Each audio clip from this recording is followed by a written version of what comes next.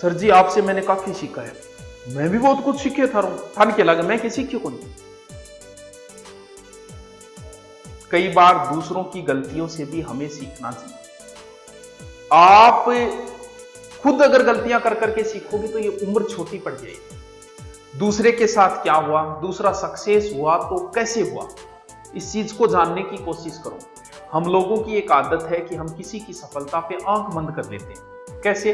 अगर कोई सफल है तो उसे स्वीकार नहीं करते, ये अपनी सबसे बड़ी कमजोरी है कि वो ठीक होने को। और अगर आपने किसी सफल व्यक्ति के लिए आंख बंद कर ली, उससे जलन करने लगे तो आप कभी नहीं सीख पाओगे। क्यों? क्योंकि आप उससे नफरत करने, आप उसकी अच्छाइयों को, उसने क्या किया वो चीज, तभी तो सफल लोगों की लोग किताबें, उनकी जीवनी को, कुछ ही लोग होते हैं मात्र 5%। जैसे मैंने जहां पढ़ाया उस वहां पर लगभग मुझसे जलन करने लग जाते थे, ताकि वो, अब जलन की वजह से वही बात है, आंखें बंद करने से सूर्य का प्रकाश समाप्त नहीं होता। जलन करने की वजह से वो ये नहीं देख पाई कि ये कर क्या रहा है।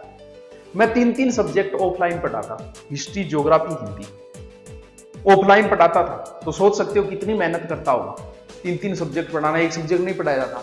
लेकिन आंखें बंद कर ली, वो चीज उनको दिखाई नहीं दी। ना नहीं ये डायलॉग मारे मन मेरे को नहीं, डायलॉग के मारे ये कौन मारी से क्लास में कोई कहता तो वो आंख, कभी भी सफल व्यक्ति के बारे में जानने की कोशिश किया करो, ना कि उससे जलन किया करो। जलन में आप उसके बारे में कुछ नहीं सीख पाओगे, सिर्फ जलन ही करोगे। जलन करने वाला कभी आगे नहीं बढ़ पाता। क्यों? क्योंकि वो उसकी कमियां ढूंढता है। आप अच्छाइयां ढूंढने की कोशिश करो, किसी में कमियां ढूंढोगे कभी आगे नहीं बढ़ पाओगे।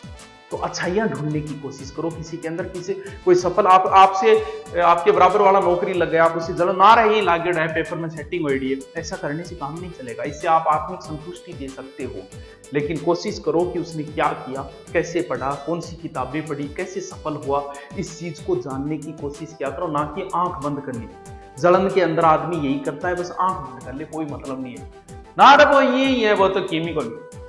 आज जिस यूट्यूबर के, यूट्यूब का होता, जिस यूट्यूबर के 1 लाख सब्सक्राइबर है, क्या मानते हो आप उसे? 1 लाख सब्सक्राइबर करने में 1 साल लग जाते। बड़े बड़े कोचिंग जिनका 20-20 साल, 15-15 साल से नाम था, वो 1 लाख तक नहीं पहुंचे।